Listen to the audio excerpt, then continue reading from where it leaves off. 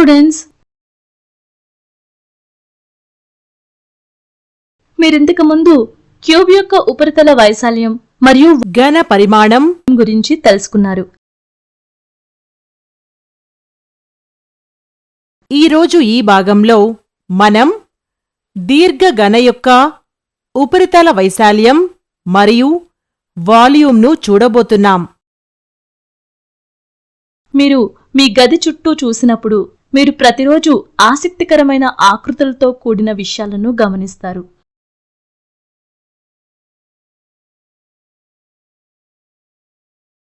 మీ furniture, పుస్తకాలు లేదా టీవీని కూడా చూడండి. వీటన్నిటిలో ఉన్న సాధారణమైన విషయం ఏంటి?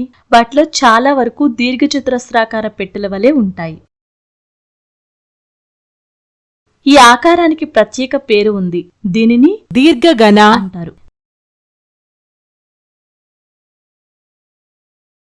మీ బొమ్మలను చక్కగా అమర్చడం నుండి సూట్ కేసుల్లో వస్తువులను సమర్థవంతంగా ప్యాక్ చేయటం వరకు క్యూబాయిడ్లు వస్తువులను నిర్వహించటానికి మరియు నిల్వ చేయటానికి మనకి సహాయపడే ఆకారాలు. ఇవి 3D ప్రపంచంలోని స్టోరేజ్ హీరోల్ లాంటివి. దీర్ఘఘనలు రోజువారీ వస్తువులను చక్కనైన మరియు అంతరిక్ష సమర్థవంతమైన ఏర్పాట్లుగా మార్చే ఆకృతి. వాటిని వివరంగా అధ్యయనం చేద్దాం. ఈ అభ్యాస ఫలితాలు. ఈ పాఠం పూర్తయిన తర్వాత దీర్ఘఘన మరియు దాని లక్షణాలు, దీర్ఘఘన యొక్క పార్శ్వ ఉపరితల వైశాల్యం,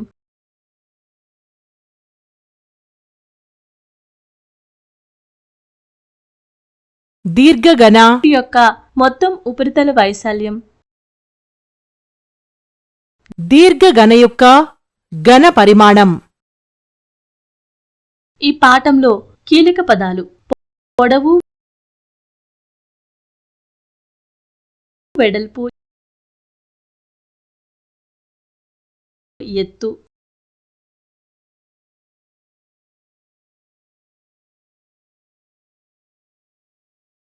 దీర్ఘఘన పార్శ్వ ఉపరితల వైశాల్యం, మొత్తం ఉపరితల వైశాల్యం, ఘన పరిమాణం. ఇప్పుడు మనం దీర్ఘఘన మరియు దాని లక్షణాలేంటో తెలుసుకుందాం. అనేది దీర్ఘచతురస్రాకార పెట్టెను పోలి ఉండే 3D రేఖాగణిత ఆకారం.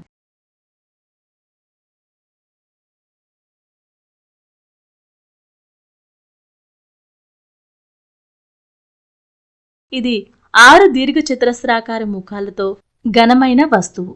ఇక్కడ వ్యతిరేక ముఖాలు సమానంగా మరియు ఒకదానికొకటి సమాంతరంగా ఉంటాయి.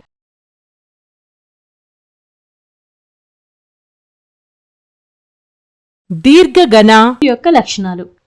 దీర్ఘఘన 3 కొలతలు కలిగి ఉంటుంది. అదేంటంటే పొడవు, వెడల్పు మరియు ఎత్తు. ఈ 3 కొలతలు దీర్ఘఘన పరిమాణం మరియు నిష్పత్తులను నిర్ణయిస్తాయి. ఒక దీర్ఘఘన 6 ముఖాలను కలిగి ఉంటుంది. ప్రతి ముఖం ఒక దీర్ఘచతురస్రం.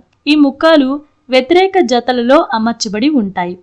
ఇది 8 శీర్షాలు లేదా మూలాలను కలిగి ఉంటుంది. ఇది 3 లైన్ అంచులను కలిసే పాయింట్.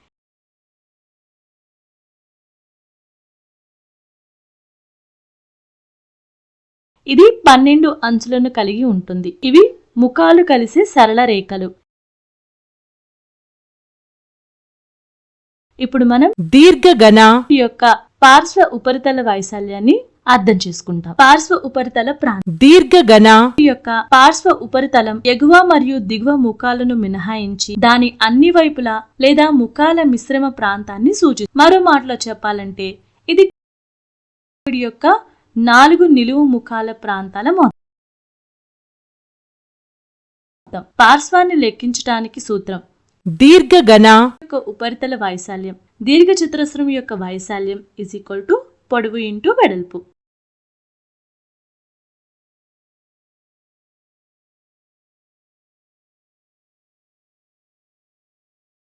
ముఖం యొక్క ప్రాంతం 1 LH.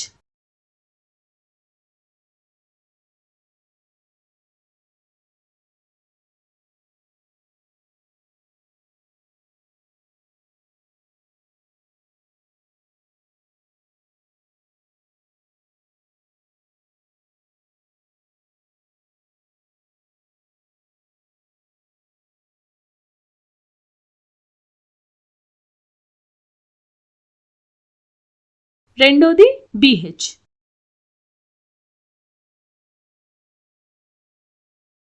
మూడోది L ఇంటూ H.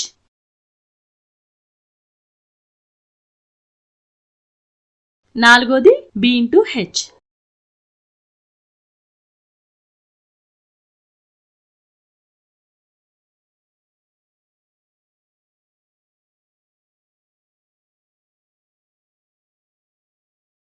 కాబట్టి పార్శ్వ ఉపరితల వైశాల్యం అన్ని నిలువు ముఖాల మొత్తం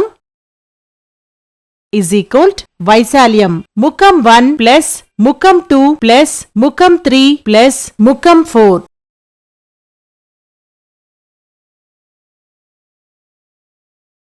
LH plus BH plus LH plus BH. H సాధారణ తీసుకోండి. H L plus B plus L plus B.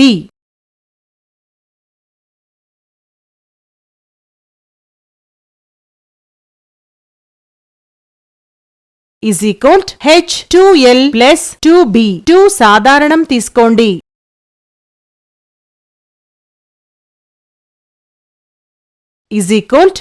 H L plus B దీర్ఘగణ. కాబట్టి దీర్ఘగణ యొక్క పార్శ్వ ఉపరితల వైశాల్యం 2H ఇంటూ LB. ఇప్పుడు మనం ఒక సమస్యని పరిష్కరిద్దాం. పొడవు 12 మీటర్లు, వెడల్పు 8 మీటర్లు, ఎత్తు 10 మీటర్లు ఉన్న దీర్ఘగణ యొక్క పార్శ్వ ఉపరితల వైశాల్యాన్ని కనుక్కోండి.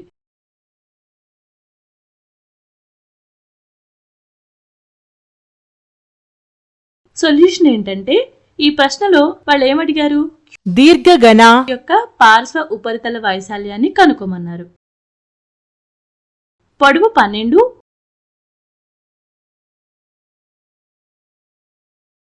వెడల్పు 8, ఎత్తు 10 మీటర్లు.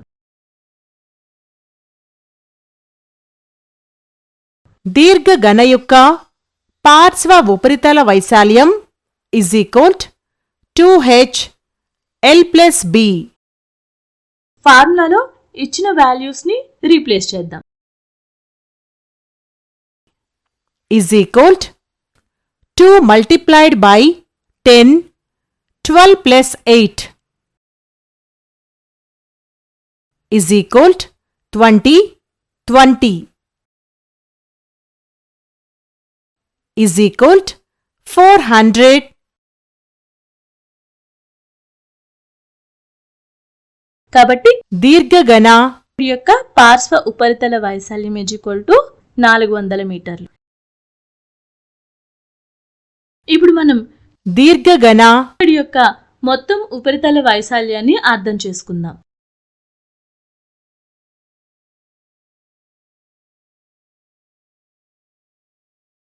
దీర్ఘగణ యొక్క మొత్తం ఉపరితల వైశాల్యం ఎగువ మరియు దిగువ ముఖాలతో సహా అన్ని నిలువు ముఖాల మొత్తం.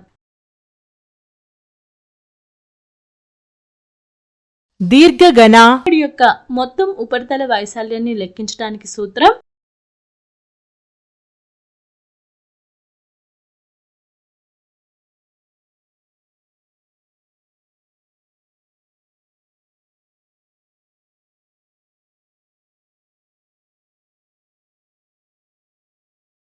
ఫస్ట్ ఫేజ్ యొక్క ప్రాంతం L into H, second phase యొక్క ప్రాంతం B ఇంటూ H, మూడో ఫేజ్ యొక్క ప్రాంతం L ఇంటూ H.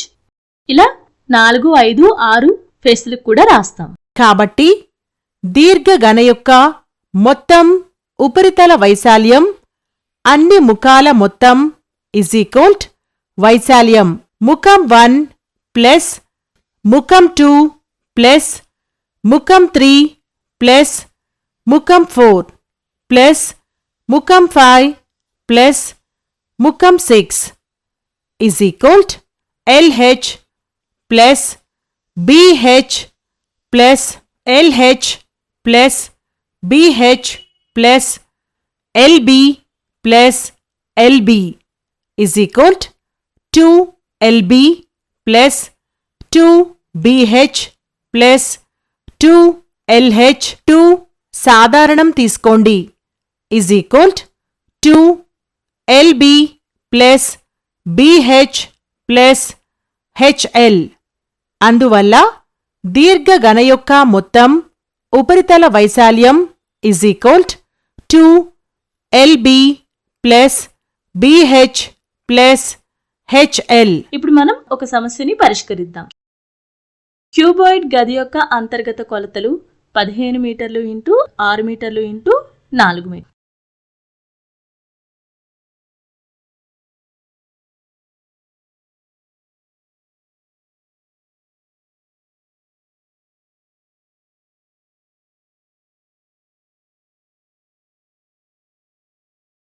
గది పైకప్పు మరియు బేస్తో పాటు పాయింట్ చేయాలి.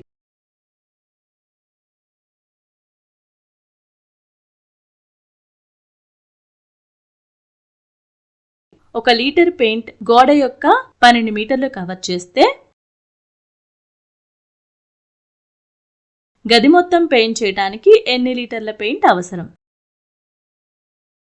సొల్యూషన్. ఈ క్వశ్చన్లో బేస్ మరియు టాప్తో సహా మొత్తం గదిని పెయింట్ చేయడానికి అవసరమైన పెయింట్ ఎన్ని లీటర్లో కనుక్కోమన్నారు. కాబట్టి ఇలాంటి క్వశ్చన్ కోసం మనం దీర్ఘఘన యొక్క మొత్తం ఉపరితల వైశాల్యాన్ని కనుక్కోవాల్సి ఉంటుంది. ఎందుకంటే అవి బేస్ మరియు టాప్ మరియు అన్ని వైపులా పేర్కొన్నాయి. పొడవు 15, వెడల్పు 6, ఎత్తు 4. దీర్ఘఘన యొక్క మొత్తం ఉపరితల వైశాల్యం is equal 2 LB plus BH plus HL అని మనకు తెలుసు. ఇప్పుడు ఫార్ములాలో ఇచ్చిన వాల్యూస్ ని రీప్లేస్ చేద్దాం. Is equal to 15 multiplied by 6 plus 6 multiplied by 4 plus 4 multiplied by 15.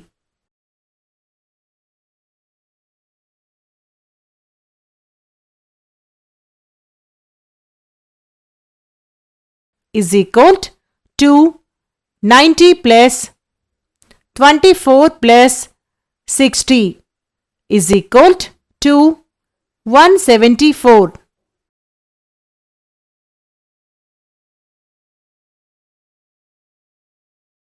is equal to 348. అందువల్ల క్యూబాయిడల్ గది యొక్క మొత్తం ఉపరితల వైశాల్యం 348 మీటర్స్. ప్రశ్నలో మొత్తం గదిని పెయింట్ చేయడానికి ఎన్ని లీటర్ల అవసరమో కనుక్కోమన్నారు. అప్పుడు 1 లీటర్ కవర్ 1 లీటర్తో 12 మీటర్లు కవర్ అవుతుందని ఇచ్చారు. అంటే 12 మీటర్లకి 1 లీటర్. అలాంటప్పుడు 348 మీటర్స్ కవర్ చేయడానికి ఎన్ని లీటర్లు కావాలి? సో క్రాస్ మల్టిప్లికేషన్ ద్వారా 348 ఇంటూ 1/12 ఈజ్ ఈక్వల్ టు 29 లీటర్లు.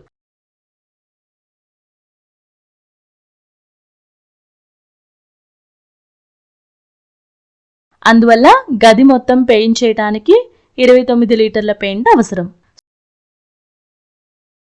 విద్యార్థులారా, దీర్ఘఘన ఘన పరిమాణంను అర్థం చేసుకుందాం. దీర్ఘఘన యొక్క ఘన పరిమాణం ఆకారం లోపల ఉన్న స్థలం లేదా సామర్థ్యాన్ని సూచిస్తుంది. ఇది ఒక దీర్ఘఘన ఎంత పట్టుకోగలదో కొలుస్తుంది. ఇది గోడలో ఎంత నీరు, బొమ్మలు లేదా ఇతర పదార్థం సరిపోతుందో కొలవటం లాంటిది. ఘన పరిమాణం అనేది ఒక వస్తువు ఆక్రమించిన మొత్తం స్థలం తప్ప మరొకటి కాదు. దీర్ఘఘన ఘన పరిమాణం ని లెక్కించడానికి సూత్రం దీర్ఘచతురస్రం యొక్క వైశాల్యం ఇంటూ ఎత్తు అంటే L into B into H.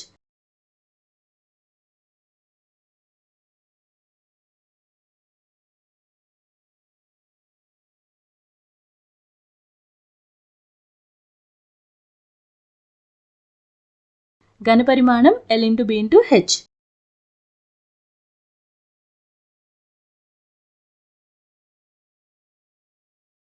Students, ఇప్పుడు మనం ఒక ప్రాబ్లమ్ని సాల్వ్ చేద్దాం.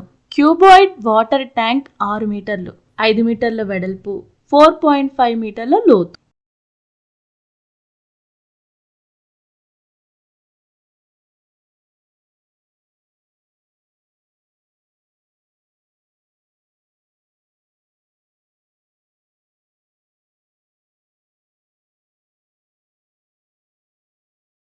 ఇది ఎన్ని లీటర్ల నీటిని పట్టుకోగలదు? 1 m³ = 1000 లీటర్స్. సొల్యూషన్. వాళ్ళు ఎన్ని లీటర్ల నీళ్లు పట్టుకోగలదని అడుగుతున్నారు. ఇది ఘనపరిమాణం లేదా సామర్థ్యం తప్ప మరొకటి కాదు. కాబట్టి ఇప్పుడు మనం క్యూబాయిడ్ వాల్యూమ్ని కనుక్కుందాం. పొడవు 6, వెడల్పు 5, ఎత్తు 4.5. దీర్ఘఘన L/B/H. ఘన పరిమాణం ఫార్ములాలో ఇచ్చిన వాల్యూని రీప్లేస్ చేద్దాం. అప్పుడు 6 × 5 × 4.5.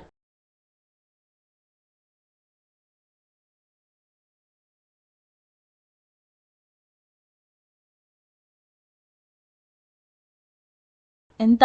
135. ఘనపరిమాణం 135.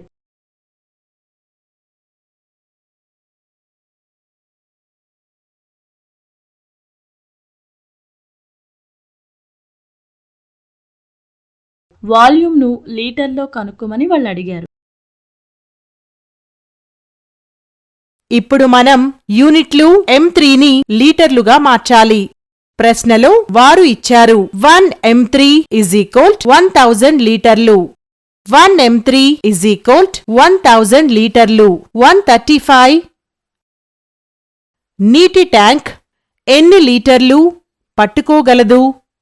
మల్టిప్లికేషన్ చేయడం ద్వారా 135 m3 × 1000 లీటర్లు మేము = 1,35,000 లీటర్లు పొందుతాము. కాబట్టి ఇచ్చిన క్యూబాయిడ్ కొలతల కోసం 1,35,000 లీటర్ల నీటిని పట్టుకోగలదు.